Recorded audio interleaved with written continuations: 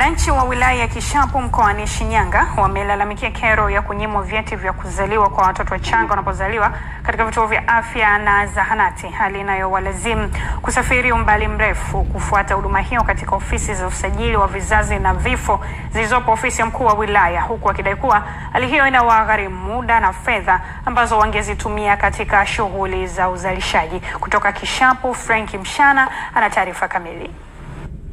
Wananchi wa wilaya ya Kishapu wamelalamikia kero hiyo katika mkutano wa hadhara ulioitishwa na kamati ya siasa ya mkoa huo kama sehemu ya ziara ya kukagua uhai wa Chama cha Mapinduzi na kutoa maelekezo kwa serikali. Ukienda kwenye zahanati pamoja na vituo vyetu vya afya, watoto wanazaliwa kwa wingi.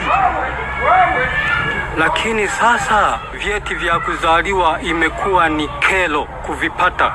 Mtoto akiwa hana cheti cha kuzaliwa, ina maana unasumbuka kutoka hapa kwenda wilayani Kishapu. Inakuwa ni kero kubwa sana. Kwa hiyo naomba ombi letu ili ulifikishe. Akitoa ufafanuzi wa kero hiyo kwa niaba ya mkuu wa wilaya ya Kishapu, afisa tawala wa wilaya hiyo Bwana Fadhili Mvanga anatoa ufafanuzi.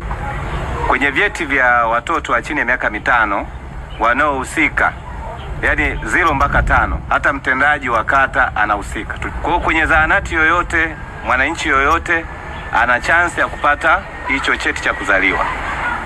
Lakini ofisi ya mkuu wa wilaya pia inaendelea kutoa huduma ya vyeti vya kuzaliwa. Kwa hiyo ukienda kwenye ofisi za kata, wamebandika pale, utapata ufafanuzi zaidi na namna jinsi ya kupata barua ya utambulisho na hatua nyingine. Na kisha mwenyekiti wa Chama cha Mapinduzi mkoa wa Shinyanga Mabala Mlolwa akatoa maelekezo ya Chama cha Mapinduzi juu ya upatikanaji wa vyeti vya kuzaliwa na vitambulisho vya kitaifa vya NIDA. Yaani hapa ninachokiona ni ile adha ya kwenda kwa mkuu wa wilaya. Au sio? Si ndio changamoto? Kwamba ni mbali mno wengi na jiografia kweli ya wilaya yenu.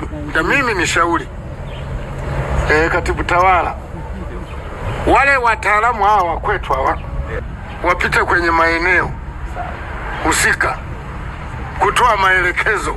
Kutoka katika ziara hii ya kamati ya siasa ya mkoa wa Shinyanga hapa katika tarafa ya Mondo wilayani Kishapu, mimi ni Frank Mshana, ITV. Ana Franki kwa taarifa hiyo.